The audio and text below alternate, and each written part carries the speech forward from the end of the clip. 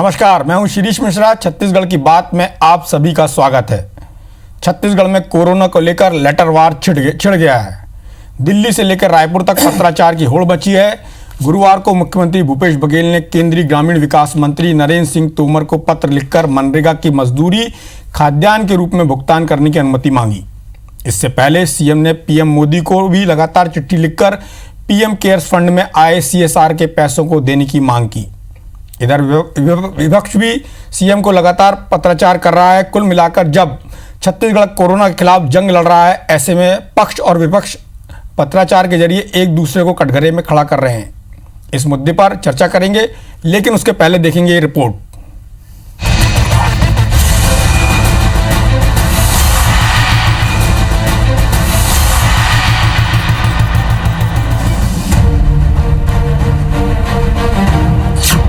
रायपुर से दिल्ली तक पत्राचार लगातार। सीएम लिख रहे पीएम को पत्र।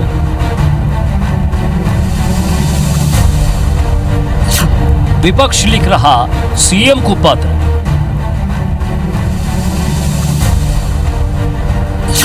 कोरोना काल में शहमात वाली चिट्ठी।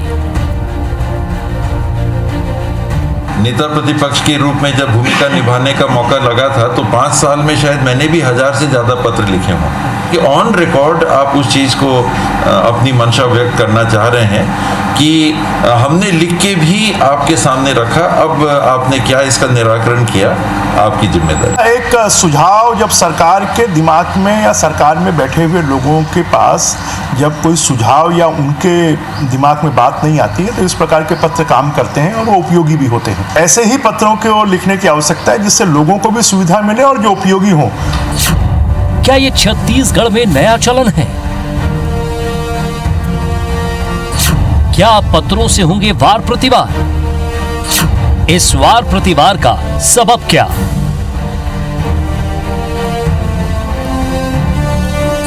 संकट काल में पत्राचार या पत्रवार?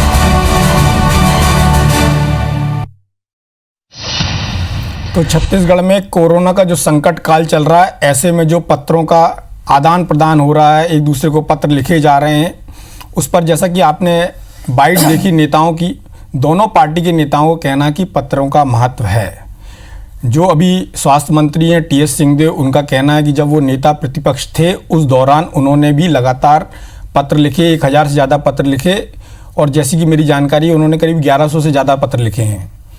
और बृजमोहन अग्रवाल जी का कहना है, जो भारतीय जनता पार्टी के नेता हैं, कई वर्षों तक मंत्री रहे हैं, उनका कहना है कि पत्र लिखना बहुत ज़रूरी है, उससे चीज़ें रिकॉर्ड में आ जाती हैं। अच्छी बात है, रिकॉर्ड में आ जाती है, लेकिन इन पत्रों की जो उस पर जो काम होना चाहिए, क्या वो होता है? क्या जिनको लेटर लिखा जाता है, जिनको पत्र लिखा जाता है, वो उस पर एक्शन लेते हैं, या वो इसको ये समझते हैं कि विपक्ष के किसी नेता ने ये पत्र लिखा है इसलिए इस पर ज़्यादा संज्ञान लेने की ज़रूरत नहीं है, या फिर उसको वो अपने हिसाब से मोल्ड करते हैं। संजय श्रीवास्तव जी हमारे साथ भारतीय जनता पार्टी के नेता हैं। कांग्रेस से हमारे साथ आरपी सिंह जी जुड़े हुए हैं। आप दोनों का बहुत बहुत स्वागत है।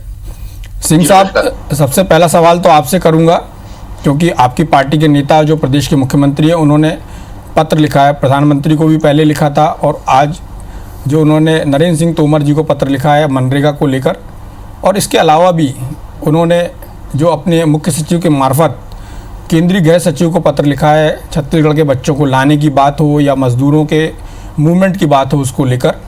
तो मैं जानना चाहूँगा कि आपको लगता है कि इस समय जो पत्र लिखे जा रहे हैं उसको केंद्र सरकार या प्रधानमंत्री या केंद्रीय मंत्री संज्ञान में ले रहे हैं? देखिए, अभी तक का जो हमारा अनुभव है वो बहुत अच्छा नहीं रहा है। जितने भी पत्र हमने लिखे हैं और केंद्र सरकार ने सभी का संज्ञान लिया हो, मेरी जानकारी में नहीं, और संभवतः आपकी भी जानकारी में नहीं होगा।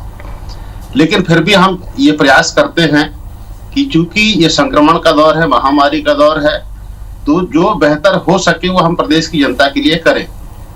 अभी जिन 2 पत्रों का आपने जिक्र किया, मैं सिलसिलेवार दोनों के बारे में आपको जानकारी देना चाहता हूं। CSR fund, corporate social responsibility, जो भी खनन की इकाइयां या औद्योगिक इकाइयां जिस क्षेत्र में काम करती हैं, उनको अपनी आय का एक निश्चित पैसा उस क्षेत्र के विकास के लिए और उस क्षेत्र में सुविधाओं के संचालन के लिए व्यय करना पड़ता है, ऐसा कानून है। लेकिन पहली बार ऐसा हुआ है कि केंद्र सरकार ने पत्र लिखकर CSR मद में जो पैसा राज्य सरकार को मिलता है, जो स्थानीय नागरिकों की सुविधाओं पर खर्च होता है, उस पर डकैती डाल दी है और सीधे सीधे वो पैसा एक ऐसे फंड में जा रहा है जिसकी वैधानिकता क्या है, जिसकी सत्यता क्या है, जो RTI के दायरे में है या नहीं, जिसका ऑडिट होगा या नहीं, इसके बारे में कोई जानकारी नहीं है। इस देश में आजादी के बाद प्रधानमंत्री राहत कोष हमने आपने सबने सुना है और इसी नाम को सुनते हुए बड़े हुए हैं। पहली बार ऐसा हो रहा है, एक नया फंड बन जाता है PM केयर्स फंड। अरे प्रधानमंत्री है तो केयर करेंगे, चमत्कार क्या है, नए फंड की जरूरत क्या थी इसमें बनाने के लिए। खैर ये राजनीतिक बातें, इस पर मैं नहीं आऊंगा। तो पहला पत्र हमने लिखा है, उसमें मांग ये की है कि CSR मद का जो पैसा, जिसमें पहला अधिकार छत्तीसगढ़ की जनता का है, वो आप हमें दे दीजिए। हमारा पैसा ले जाकर आप गुजरात में खर्चा मत कीजिए, ये वो यहाँ का अधिकार, यहाँ के नागरिकों का पैसा, वो हमें दे दीजिए। दूसरी चिट्ठी हमने लिखी है माननीय नरेंद्र सिंह तोमर जी को, उसमें माननीय मुख्यमंत्री जी ने ये उनसे मांग की है कि मनरेगा में वर्तमान में 5 लाख मजदूर यहाँ काम कर रहे हैं और इससे अधिक मजदूर हमारे यहाँ रजिस्टर्ड हैं। अगर उनको पैसा हम नगद देते हैं तो वर्तमान में जैसा लॉकडाउन की स्थिति आपने देखा होगा कि जनधन खाते में जो 500-500 रुपए की भारी भरकम रकम मोदी जी ने डाली है, उस एक 500 रुपट्टी को निकालने के लिए बैंकों के सामने लंबी लंबी लाइनें लगी है जहां सोशल डिस्टेंसिंग का पालन नहीं हो रहा है। आप देखिए कि सीमित संसाधनों के बावजूद कोरोना महामारी से लड़ने वाले हम हिंदुस्तान के नंबर 1 राज्य हैं। तो मुझे तो कहीं ना कहीं ये लगता है कि इनकी मंशा जो है वो ये है कि हम इस महामारी से अच्छे से न लड़ सके, किसी भी प्रकार से यहाँ संक्रमितों की संख्या बढ़ जाए। अब आती है इनके जो मंत्री या इनके जो सांसद पत्र हमारे यहाँ लिखते हैं या पूर्व मुख्यमंत्री पत्र लिखते हैं, आप देखिए उस पत्र में क्या बात, उस पत्र में जिक्र किस बात का होता है। राम विचार नेताम जी पत्र लिखते हैं और कहते हैं कि गुजरात में श्रमिक फंसे हुए हैं, उनको निकाला जाए। अरे भाई, गुजरात का श्रमिक अगर वायु यातायात बंद है, सड़क बंद है, ट्रेन बंद है, तो बिना केंद्र सरकार की परमिशन के हम कैसे निकाल पाएंगे? क्या बेहतर नहीं होगा कि यही एक पत्र जो है मोदी जी को आप लिख दीजिए? डॉक्टर रमन सिंह जी कहते हैं कि DMF फंड में 700 करोड़ रुपया है, आप उसको जो है सैनिटाइजर और मास्क खरीदिए। क्या मुझे बताना पड़ेगा कि 19 मार्च तक, फिर से बताता हूं तारीख, 19 मार्च तक केंद्र सरकार ने यहाँ की मेडिकल उत्पाद करने वाली कंपनियों को एक्सपोर्ट करने की परमिशन दी थी, जबकि 30 जनवरी को यहाँ पहला कोरोना का पेशेंट मिला था। अरे साहब, हम तो वो लोग हैं जिन्होंने 27 जनवरी को रैपिड एक्शन टीम बना दी थी और 1 फरवरी को इस प्रदेश का पहला कोरोना से लड़ने का हॉस्पिटल माना में 30 बिस्तर का तैयार हो गया था। तो रमन सिंह जी, हमें सीख मत दीजिए। रमन सिंह से मेरा आग्रह है, बड़ा विनम्र आग्रह है कि मोदी जी को चिट्ठी लिखिए, हमें CSR का पैसा दिलवाइए, हमें आर्थिक मदद दिलवाइए, ताकि हम प्रदेश की जनता, प्रदेश की गरीबों की सेवा और अच्छे तरीके से कर सके। ये वक्त राजनीति करने का नहीं है, बल्कि आपस में मिलजुल कर इस महामारी से लड़ने का है। राजनीतिक अवसर बाद में भी मिलेंगे, आप राजनीति कीजिएगा। RP सिंह जी, आपने बहुत अच्छी बात बोली, ये राजनीति का वक्त नहीं है। संजय श्रीवास्तव जी हमारे साथ है। संजय जी, जैसा कि RP सिंह जी ने बोला कि पूर्व मुख्यमंत्री डॉक्टर रमन सिंह मुख्यमंत्री को पत्र लिख रहे हैं और आपके यहाँ के और सांसद भी मुख्यमंत्री को पत्र लिख रहे हैं, जबकि आपकी पार्टी चाहे तो प्रधानमंत्री से बात करके या संबंधित राज्य से बात करके काम कर सकती है। जैसा कि मध्य प्रदेश में वहाँ पर कोटा से बच्चे वापस आ गए, लेकिन छत्तीसगढ़ के बच्चे फंसे हुए हैं। यहाँ के कांग्रेस के नेताओं और सरकार का साफ तौर पर कहना है कि भाई केंद्र सरकार उस मामले में हमको मदद नहीं कर रही है। क्या ऐसा नहीं हो सकता कि हम जो भारतीय जनता पार्टी है वो अपने शीर्ष नेतृत्व से बात करें, आपके यहाँ के नेता बात करें? डॉक्टर रमन सिंह यहाँ 15 साल तक मुख्यमंत्री थे, केंद्र में भी मंत्री थे, तो उनका दिल्ली में एक वजन है। इसके अलावा आपकी पार्टी के 2 बड़े नेता हैं यहाँ पे, राम विचार नेताम सरोज पांडे, संतोष पांडे जी लोकसभा में भी एक अच्छी पोजीशन में है पार्टी की तरफ से। तो आपको नहीं लगता कि बजाय सरकार को लिखने के वो उस सरकार को लिखें जहाँ से छत्तीसगढ़ का कुछ फ़ायदा हो सकता है? देखिए शीरज जी, RP सिंह ने तमाम आरोप लगाए और अंत में ये कहा कि इस आज के समय में राजनीति नहीं होनी चाहिए, और कमोवेश 1.5 साल से ये सरकार यही काम कर रही है कि पहले तमाम प्रकार के आरोप लगा लें, तमाम प्रकार के विवाद पैदा करें, उसके बाद एक लाइन में कह दें कि ये राजनीति का समय नहीं है। ये प्रदेश की जनता बेहतर तरीके से समझती है। जहां तक आज का आपका विषय पत्राचार, इस पत्राचार को यदि आप पीछे हटकर जाएंगे इस सरकार बनने के बाद, तो आप ये देखेंगे कि लगभग 1.5 वर्ष इन्होंने केवल पत्र लिखकर ही जाया किया है। और पत्र इनके लिए कितना महत्वपूर्ण है इस बात को आप समझ सकते हैं। कि छत्तीसगढ़ राज्य निर्माण के बाद डॉक्टर रमन सिंह 15 वर्ष तक इस प्रदेश के पूर्व मुख्यमंत्री रहे। आज वो पूर्व मुख्यमंत्री की हैसियत से यदि कोई सलाह जिस पर कहीं कोई एक आपत्तिजनक शब्द का नहीं है, वैसे भी उनकी फितरत नहीं, ये सब जानते हैं, पूरे देश के लोग जानते हैं, प्रदेश के लोग जानते हैं, उन्होंने एक पत्र लिखा। इस सरकार का हाल तो देखिए, या तो ये सत्य है कि ये पत्र को वहां तक पहुंचने नहीं दी गया मुख्यमंत्री जी के पास, हम ये मानते हैं कि मुख्यमंत्री जी इस तरह के चीजों को स्वयं संज्ञान में लेते, लेकिन उनके सलाहकार के द्वारा मुख्यमंत्री डॉक्टर रमन सिंह जी को पत्र लिखा जाता है, अर्थात पत्र की क्या महत्व इनकी नजरों के अंदर में है, ये इस बात को सर्वथा सिद्ध करता है कि इस लॉकडाउन के दौरान पहला पत्र डॉक्टर रमन सिंह लिखते हैं, कुछ सलाह मशवरा करते हैं, कुछ सलाह देते हैं, लेकिन उसको किस गंभीरता के साथ में ये लेते हैं, ये सरकार की सबसे पहली असफलता है। और पत्राचार या पत्र का कितना महत्व इस सरकार के पास में है, ये अपने आप में स्पष्ट रूप से दिखाई देता है। दूसरा विषय, पत्र के बारे में तो लगातार पहले पत्र ही आते थे जब ये और कॉन्फिडेंस में थे, पहले सालों के अंदर में तो उल्टे सीधे पत्र लिखते थे, तमाम प्रकार के पत्र। अब ये थोड़ा सुधार आया है, लेकिन कोरोना के समय में ये तमाम प्रकार के आरोप प्रत्यारोप यहां पर लगाए हैं कि पत्र के माध्यम से कि हम लिख रहे हैं। देखिए, विपक्ष का काम तो सबसे ज्यादा है। आप राज्य सरकार में आप लिखे, हमें कहीं दिक्कत नहीं, स्वागत है, केंद्र से मदद मिलनी चाहिए, हम भी उसकी बात करते हैं, लेकिन विपक्ष का पत्र आता है तो आप इतनी जल्दी इरिटेट क्यों हो जाते हैं, इतनी जल्दी परेशान क्यों होते हैं? आपको उसका जवाब देना चाहिए, आपकी नैतिक जिम्मेदारी है कि विपक्ष को संतुष्ट करना आपका काम है। अब रहा विषय कि जो एक दो पत्र की बात मैं करूं, सीएसआर की बात कर ले, या हम केंद्रीय मंत्री की बात, जो तोमर जी को पत्र लिखा गया है। देखिए, सीएसआर फंड, आज आपको थोड़ा सा राज्य से ऊपर उठकर आने की आवश्यकता है। आप तमाम प्रकार के राज्य के अधिकार से अलग हटकर भी आप मांग कर रहे हैं, इस बात को समझिए। आप केवल आप अधिकार की बात मत करिए, आप जब अतिरिक्त यदि चाह रहे हैं, अतिरिक्त सहायता चाह रहे हैं, अर्थात इस पूरे देश को कहीं ना कहीं माननीय प्रधानमंत्री जी को देखना है, केंद्र सरकार को देखना है कि सभी राज्यों के हितों की चिंता करना है। इसलिए किस तरीके से वो मैनेज कर रहे हैं, किस तरीके से प्रबंधन कर रहे हैं, आप नहीं समझेंगे। आप तो केवल छत्तीसगढ़ की चिंता की बात कर रहे हैं, छत्तीसगढ़ की बात केवल वहां पर रखते हैं। दूसरा विषय, यदि उन्होंने खनिज जो मिनरल फंड है, उस मिनरल फंड के बारे में यदि सलाह दिया, तो इसमें आपको तकलीफ क्यों हो रही है? इस मिनरल फंड के बारे में देश की आजादी के बाद में आपने कभी नहीं सोचा कि मिनरल फंड उसी क्षेत्र के अंदर में विकास के लिए होना चाहिए, वहां के काम के लिए होना चाहिए। यह पहली बार देश की आजादी के बाद यदि चिंता की तो प्रधानमंत्री नरेंद्र मोदी जी ने की। और ये जो सीएसआर से लगभग 100 गुना फंड प्रधानमंत्री 100 गुना फंड जो है वो डिस्ट्रिक्ट मिनरल फंड में है, वो आपके आपदा राहत कोष के अंदर में है। उन राशि को रखकर आप डिमांड करना, राजनीति करना, ये आप कर रहे हैं। आखिर आप पत्र लिखते हैं, मैं तो ये आज आईबीसी के माध्यम से ये स्पष्ट मांग करता हूं कांग्रेस की सरकार से, आप श्वेत पत्र तो जारी करिए कि आपने पिछले 1-1.25 महीने के अंदर में आपने आखिर ये राशि कहां कहां खर्च करी है, वो आप कभी नहीं बताएंगे, लेकिन आप तमाम प्रकार के सवाल खड़ा करेंगे। आखिर आज जो डिस्ट्रिक्ट मिनरल फंड क्यों बनाया गया, उन क्षेत्रों के विकास के लिए बनाया गया। आपदा राहत कोष में, एक मिनट श्री जी, आपदा राहत कोष में तमाम प्रकार के पैसों को वहां पर पहुंचाया गया है, उसके खर्च आप क्यों नहीं कर रहे? तो मेरा कहने का मतलब है, बहुत सारे जवाब है शिरीष जी, मैं लाइन से दे दूंगा, कहीं दिक्कत नहीं, हमने कितना पैसा दिया ये भी देंगे। आज आपने यहां पर कहा कि 7वीं उड़ान आज यहां पर आई है तमाम प्रकार के मेडिकल के इक्विपमेंट्स को लेकर, आपने कभी धन्यवाद ज्ञापित किया? आपने कभी इसका उल्लेख किया? केवल आप पत्र लिखकर लोगों को भ्रमित करने का काम कर रहे हैं। और आज सबसे बड़ी चीज यह है कि कांग्रेस के आरोप को क्या करें।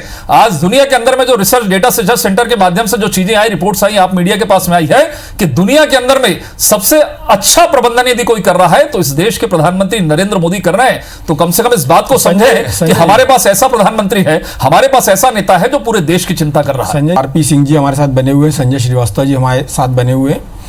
आप दोनों से एक बात जरूर कहना चाहूँगा, एक बात आपकी सही लगी, एक बात आरपी सिंह जी की सही लगी। आपने जिस तरह से बोला कि पत्र का उत्तर एक दूसरा पत्र नहीं हो सकता जिसमें आरोप लगाए जाएं, बहुत अच्छी बात कही है। लेकिन आरपी सिंह जी ने एक बात बहुत अच्छी कही, छत्तीसगढ़ के हितों की बात, जो आपकी जो चर्चा में संजय जी आपकी तरफ से वो बात जो छत्तीसगढ़ हित के लिए होनी चाहिए थी वो सामने नहीं आई। आपने बोला कि प्रधानमंत्री पूरे देश को लेकर बात कर रहे हैं। तो छत्तीसगढ़ के लिए समस्या ये है कि यहाँ पर एक ऐसी पार्टी की सरकार है जिसकी केंद्र में सरकार नहीं है, तो स्वाभाविक रूप से एक जो प्रतिद्वंद्विता होती है वो सामने आती है। लेकिन मैं चाहूँगा कि आपने इतनी सारी बातें की हैं कि केंद्र सरकार ने जो चीज़ें की हैं उसका राज्य सरकार ने धन्यवाद तक ज्ञापित नहीं किया है। आरपी सिंह जी, जानना चाहूँगा जो संजय जी कह रहे हैं उन बातों में कितनी सत्यता है? आपकी पार्टी ने कोई धन्यवाद दिया प्रधानमंत्री जी को या कुछ इस बात के लिए बोला, उनको आभार प्रदर्शन किया क्या? देखिए, सबसे पहली बात तो मैंने जितने प्रश्न खड़े किए सिलसिलेवार, उसमें से किसी भी प्रश्न का जवाब संजय श्रीवास्तव जी ने नहीं। चलिए कर ले, 1 to 1 कर ले, 1 to 1 कर ले। आप दोनों 1 to 1 कर सकते हैं, लेकिन हमारे पास समय नहीं है संजय जी। नहीं, आपने कोई सवाल खड़ा नहीं किया, दिग्भ्रमित मत करिए। हमारा जो सब्जेक्ट बड़ा स्पेसिफिक है, पत्राचार को लेकर है, उसको लेकर जो बात हो रही है उसको लेकर है। तो हाँ, तो संजय श्रीवास्तव जी 2 काम बहुत अच्छे से किया, जिसके लिए उनको बधाई दूंगा। एक, 2 उन्होंने मोदी कथा और बचे हुए समय आपके लिए आपके कानों में पर्दा है, इसलिए आपको कथा लग रहा है आरपी सिंह। यही दिक्कत है सरकार के साथ, ये सिद्ध हो रहा है। उनको मैं बधाई आपकी बात ये सिद्ध कर रही है कि आपको हर एक काम जो बीजेपी का है, केंद्र सरकार का, वो आपको कथा लगता है, वाले बच्चे हमारे, और आपका जो झूठ है वो आपको बड़ी अच्छी चीज लगती है। उत्तर प्रदेश के बच्चे कैसे उत्तर प्रदेश चले जाते हैं, आप क्या कर रहे हैं? उन्होंने नहीं दिया। मध्य प्रदेश के बच्चे कैसे मध्य प्रदेश, इसका जवाब उन्होंने नहीं दिया। जवाब ले लें। हरिद्वार में फंसे हुए गुजरात के श्रद्धालु कैसे गुजरात चले जाते, इसका जवाब उन्होंने नहीं दिया। जवाब ले लेंगे। आप देखिए, केंद्र सरकार भाजपा और मोदी जी का मन में छत्तीसगढ़ के प्रति कितनी नफरत भरी हुई है कि हम परमिशन मांग मांग के थक गए। कहीं नहीं मांगे। आप हमारे बच्चों को पहला झूठ। परमिशन क्यों नहीं दे रहे हैं? आरपी सिंह जी, प्रधानमंत्री से पहला झूठ। जब बातचीत हुई तब उन्होंने कहा, मेरे को बता दे, तारीख बता दे, पत्र दिखा दे। यहाँ लाने के लिए वन टाइम सेटलमेंट प्रोग्राम आप हमको दे दीजिए, अनुमति दीजिए। उन्होंने नहीं दिया, क्योंकि बीजेपी मोदी सबको नफरत किससे है? इस प्रदेश से गरीबों से, इस प्रदेश के जो हमारे ये कथा आरपी, इसको कहते हैं कथा। आरपी सिंह जी, आरपी सिंह जी, इसको कहते हैं कथा। देश का जो पैसा है, ये सरकार, उस पर केंद्र की सरकार डाका डाल देती है। यहाँ के पैसे छीनकर वहां ले जाए जाते हैं, छीनकर मुंह पर टेप चिपका लेते हैं, क्योंकि मोदी जी का विरोध इनसे हो नहीं पाएगा।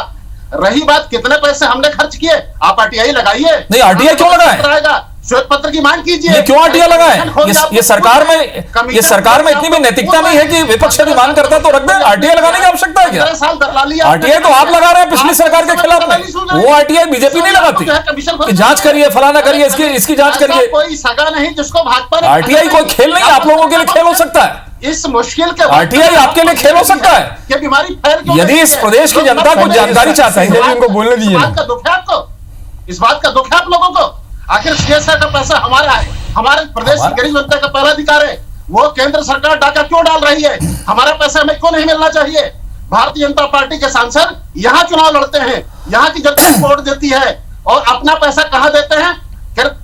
पीएम केयर्स में। उनका पैसा यहाँ नहीं आता है। मैं आपके माध्यम से प्रदेश की जनता को हाथ जोड़ के विनती करता हूं कि अगली बार भारतीय जनता पार्टी का कोई सांसद जब आपके क्षेत्र में चुनाव लड़ने आएगा तो उसको बोलिएगा कि कोई दिक्कत नहीं है, सरकार भी नहीं रहेगी। यहाँ के लोगों से आप वोट की जरूरत नहीं है, क्योंकि अपना पैसा आप वहां देते, यहाँ नहीं देते हैं। इनके सांसद है राजधानी के सुनील सोनी जी, वो जाते हैं एम्स में, एम्स के डॉक्टर हाथ जोड़ के खड़े हो जाते हैं, पीपी किट नहीं है, दवाइयां नहीं, ये कुछ अपना हेल्प कर दीजिए। सांसद फोन लगाते हैं हमारे स्वास्थ्य मंत्री को, मोदी जी को फोन नहीं लगाते हैं, और हमारे स्वास्थ्य मंत्री कहते हैं कि जितनी किट आप बोलेंगे उतनी हम दे देंगे।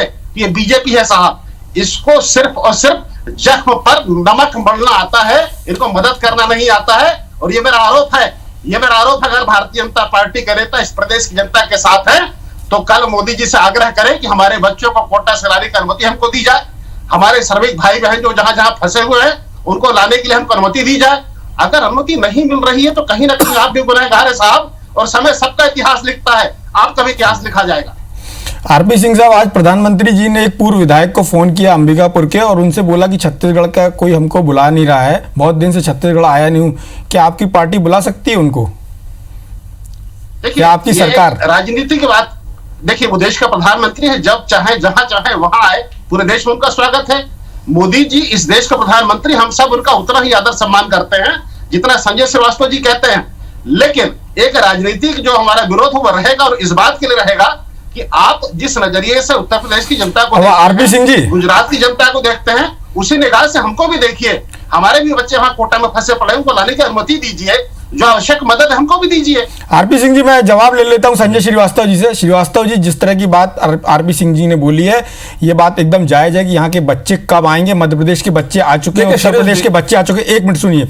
और दूसरा, जो उन्होंने बात की है कि यहाँ पर मदद के लिए आपके सांसद एक होके क्यों नहीं बोलते, भले भूपेश बघेल जी ने 30,000 करोड़ मांगे हो, और उन्होंने ये बोला हो कि 10,000 करोड़ अभी दिए जाएं, कम से कम आपकी पार्टी उसका 10% तो मांग ले जाके, ये राज्य के हित के लिए भी होगा। देखिए शिरीष जी, पहली बात, जिस तरीके की पीड़ा आरपी सिंह को हुई और उसके बाद वो दर्द उसमें झलका, लेकिन मुझे ऐसा लग रहा था कि शायद झूठ का सहारा नहीं लेंगे। झूठ का सहारा उन्होंने लेना प्रारंभ किया।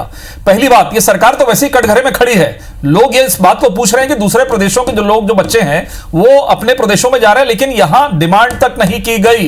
नहीं, समझ की गई है यहाँ, यही इसी डिबेट में कांग्रेस के नेता ने बोला था कि उन्होंने केंद्र सरकार से बात की है, नहीं की है। ये ऑफिशियली लेटर दिखा दें, जिस तरीके का पत्र इन्होंने लिखा है। डिबेट को बिगाड़े नहीं आरपी सिंह, डिबेट को बिगाड़े नहीं, सुन ले।